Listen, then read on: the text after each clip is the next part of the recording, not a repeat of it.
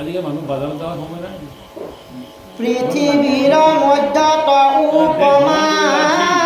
নাই যাৰ মুখ্য পাত ভৈল হবে যাদৱ প্ৰজাৰ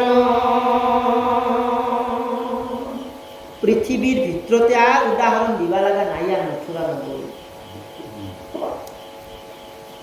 এই মথুরাতে আসা পুরা যদুপতি তাহানে তো নয়বুকু দেব মহামতি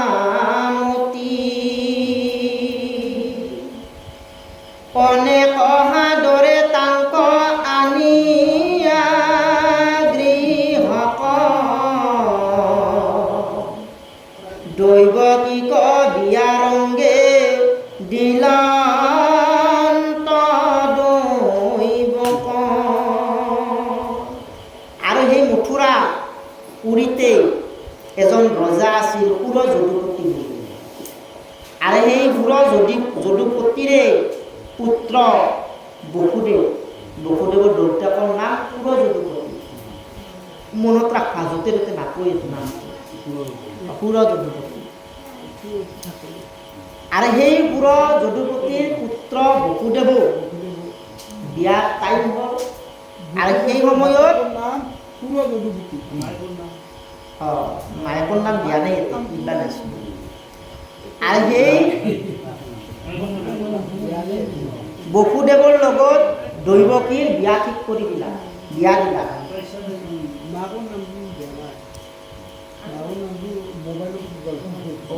ৰত্নে জাতিষ্কাৰ ৰথ দুই নবহত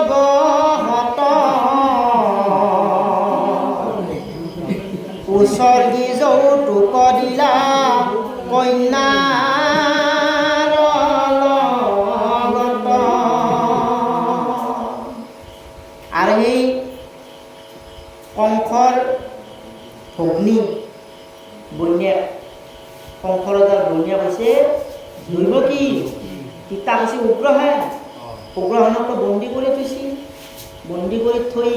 কংসই নিজে ৰাজা হৈছিল উগ্ৰসেনে কৈছিল যে তই ৰাজা হ'ব নালাগে মই ৰাজা নহ'ম তোমাৰ পুত্ৰ হৈ এইবোলে তাক বন্দী কৰি থৈছিল পিতেকক বন্দী কৰি পুতেকে ৰাজ্য চলাইছিল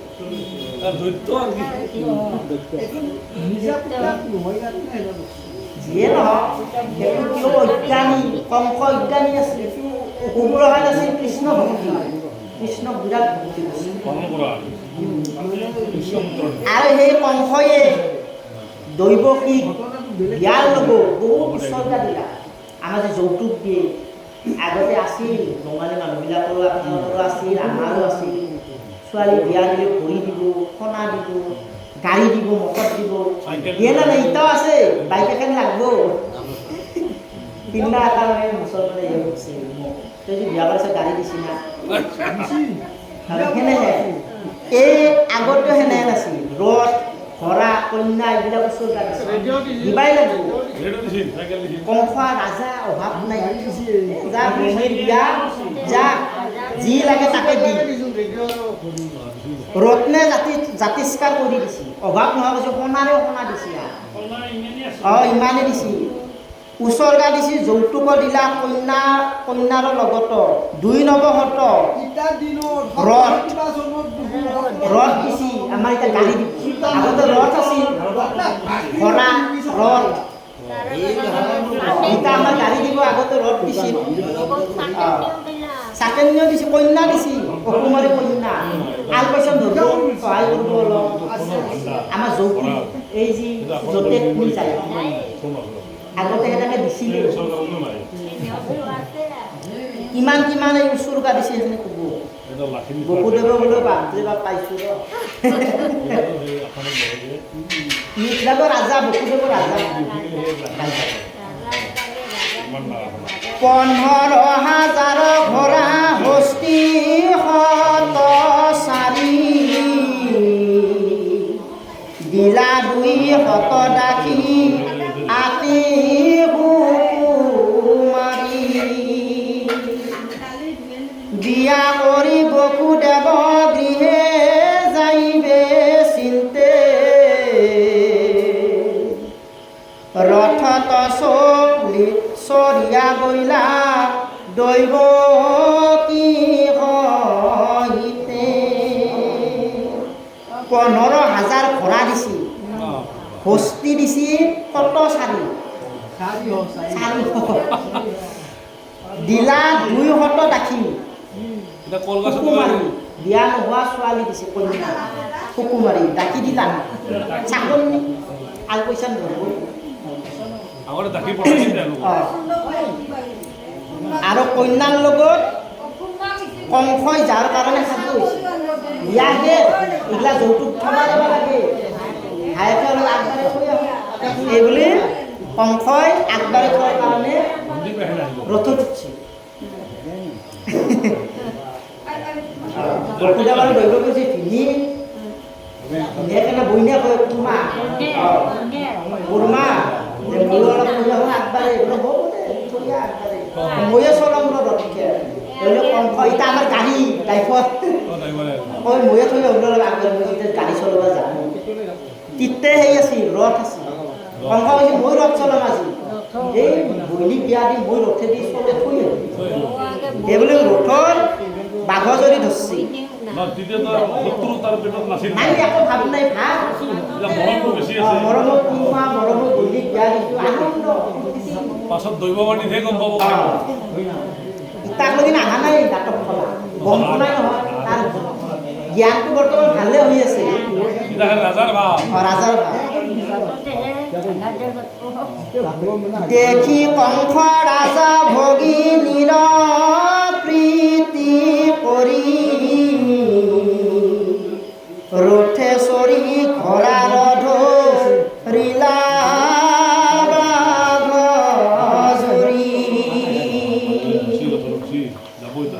বেহি যায় সুবৰ্ণৰ ৰথ একহত মৃদংগ মুখ শংখ বাৱে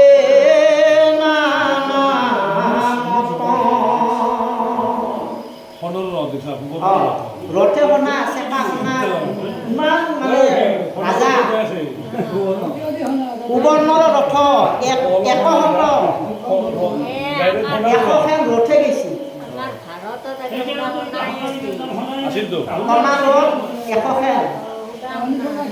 কংসই য'ত বৈনীয়াকে আছে কুৰ্মীয়াকে আছে সেইখন ৰথ চলিছে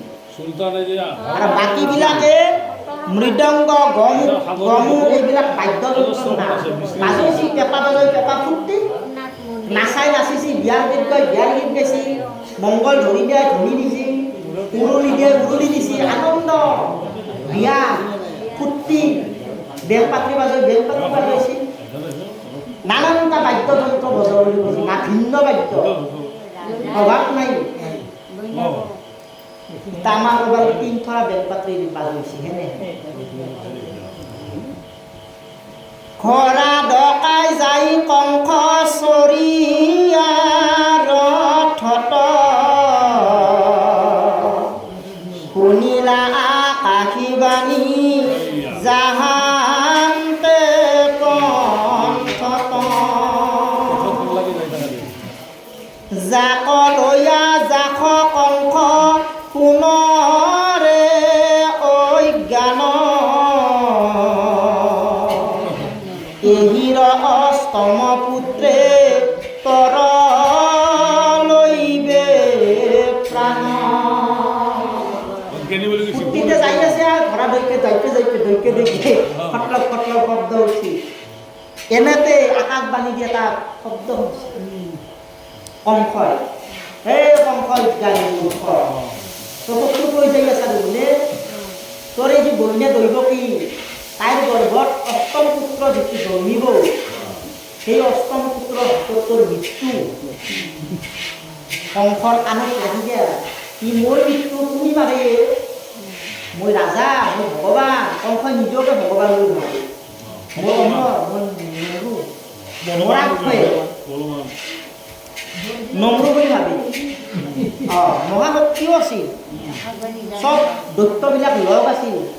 কংসৰ কংসই যি কৈছে মানে যি মানে নেকি দৈত্য হিচাপে মানে যিমান দৈত্য জন্মিছিল ডাকৰ যুগত চব কংসৰ ডাকত আছিল কংসই যি আদেশ কৰে অমুকক মাৰবা যায় অমুকক কা পুতনাক আদেশ দিছে যা কৃষ্ণক মাৰিয়া মাৰবা গৈছে চব লগ আছিল মিত্ৰতা আছিল আছিল দে আৰু সেই কংসই যেতিয়া আকাশবাণীটো শুনিলা মই যাক লৈ আছোঁ তাৰ গৰ্ভতে আৰু মোৰ মৃত্যু অষ্টম পুত্ৰ হাতত আকাশবাণীটো কৈছিল শুনিয়া নিষ্ফল কংসে খান্দাল দৈলা তুলি খান্দা মানে ডেগা ডাকৰ লগত থাকে না ৰাজা ভেণ্ডাল থাকে সেই বুলি নিষ্ফল কংসই অজ্ঞানী কংসই ঠাণ্ডা উলিয়াই কাটে দৈৱকে চুলিত ধৰিছে তই ক'ত যাবি তোক মাৰবা লাগিব নহ'বা মোৰে দেখোন মৃত্যু হ'ল এইবুলি কাটো বুলি সাজু হৈছিল শুনিলা নিষ্ফল কংসে ঠাণ্ডা লৈলা তুলি দৈৱ তীৰ কেশত ধৰিলা কাটো বুলি চুৰিত ধৰিছে খাম চাবা দৈৱ কি চব এতিয়া বিধান মানুহ ওই বইনি চইনি চাবাৰ নাই মই ক'ত তই আমি মৰাত মৰব বুলি ক'লে আপোনাৰ আগবাঢ়ি দেৱতাই কৈছিল এই বিধান মানিলেহে মোৰ বাচি থাকিম সেনেকুৱা লগত কৰিব লাগে এইবুলি চুলিত ধৰিছে কাটিব অধম আচাৰ কংস কুৰ কুলাংগাৰ বসুদেৱে দেখৈ দৈৱ কিৰচিন্তে মাৰ অধম আচাৰ কংস কুৰ কুলাংগাৰ সি ভাল জ্ঞান নাই অধনী অত্যাচাৰী কংস এতিয়া বসুদেৱৰ ভয় লাগি গ'ল আচৰিত নতুন নতুন বিয়া কৰি ঘৰত যাবাই পা নাই বাটত কি ৰূপে লৈ যায় কাটে দৈৱ কি যিমান জীৱনত বিয়া কৰিছোঁ মোৰ আজা হাত পাতিব নোৱাৰা এইবুলি বসুদেৱে ভাববা লৈছে কি উপায়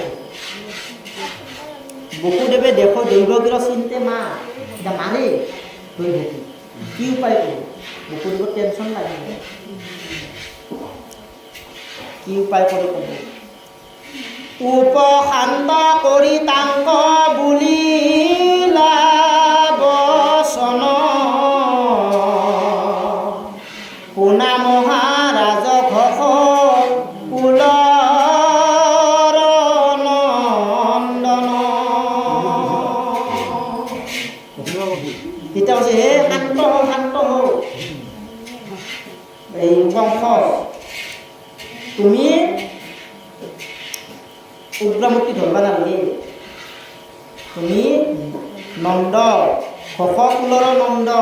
তুমি ঘোষ বংশৰ ৰজা পুত্ৰ নাম থকা বুলি কৈছে প্ৰশংসা কৰিছে যাতে প্ৰশংসা কৰিছে সেই এটা বুদ্ধিকে লৈছে মুঠতে বাচব লাগিল না আমাৰ দৌৰপুত্ৰ ই ঠিক নাই কি কৰে তুমি যেন ৰাজা তাক ত্ৰিজগতে জানে তোমাৰ বিভূৰ নৰবীৰ সকলে বাখানে তুমি ত্ৰিজগতেৰ ৰাজা তোমাৰ নাম সকলে এই পৃথিৱীৰে তুমি ৰাজা তোমাৰ গুণ গৰিমা সকলে মানে বাখিনে তুমি খং নকৰিবা মুঠতে আৰু শান্ত কৰিব লাগে যেনেকৈ নহয় খং খাব লাগে বাচব লাগে কনহতে ইহা নচিন্তিবে খোজা মাৰ একে স্ত্ৰী জাতি আৰু ভগী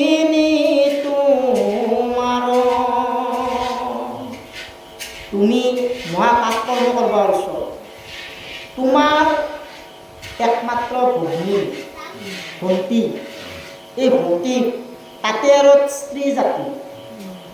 মহিলাক মাৰিলি মহাপাপ হয়, মাৰবা লাগে। আৰু সেই ভগিনী স্ত্ৰী জাতিক তুমি আগপাও কি কাৰণে? কিন্তু একো দোষ নাই। বসুদেৱে বুজি আছে কংসক, কমনে আচৰয় মহান পাপ, কমনে আচৰয় পাপ মৰণ ভয়তে, জন্তুৰ উপজয় মৃত্যু দেহাৰ লগতে, আজি মৃত্যু হওক নুহি হতে অন্তৰে, অৱশ্যে মৰণ আচৈ হবে জগতৰে। যে শুনা, তুমি মৰাৰ ভয় এই পাপ কৰ্ম কৰবাটো হৈছ, দৈৱক মানলি তোমাৰতো মহাপাপ হ'ব। তুমি মৃত্যুৰ ভয়ৰ কাৰণেহে তুমি মাৰবা হৈছ, কিন্তু জীৱ হত্যা কৰি মহাপাপ, সেই পাপটো ল'ব পাৰা। আৰু কৈছি যে মৰাক ভয় কৰিব নালাগে,